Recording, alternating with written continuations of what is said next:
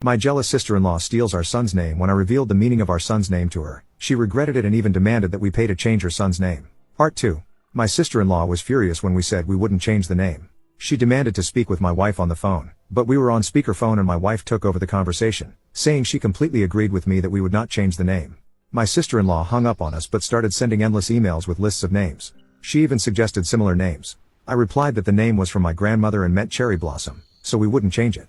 She was left without arguments, and we didn't hear from her until after our son was born. 2 months later, we were blessed with our son. He was born perfectly healthy, and we named him exactly as we had planned. Unsurprisingly, my sister-in-law called us a few days after the birth to scream in our ears that we had copied her son's name. I emphasized that she was the real copycat, as she had no family connection to the name. Anyone who looked at our family trees could see that.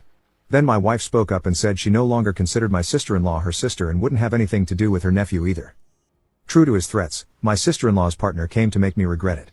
I'm not sure what his plan was, but I outmatched him in almost every way. I am 1.85 meters tall and well built due to regular exercise and 3 weekly gym sessions. He, on the other hand, was very thin and about 1.73 meters tall, all with a teenage mustache. When my sister-in-law's partner showed up at my door, he did not find the confrontation he expected.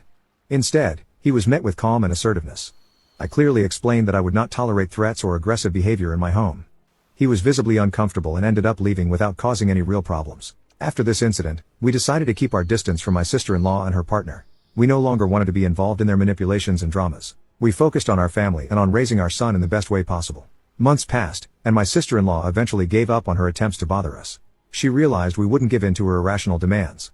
Finally, we were able to enjoy the joy of being parents without her toxic interference in our lives.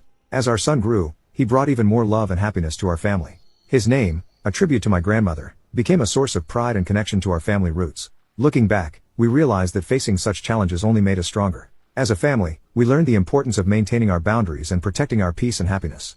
In the end, we prevailed over adversity, building a home filled with love and harmony. Now you can watch the third part by pressing share and more.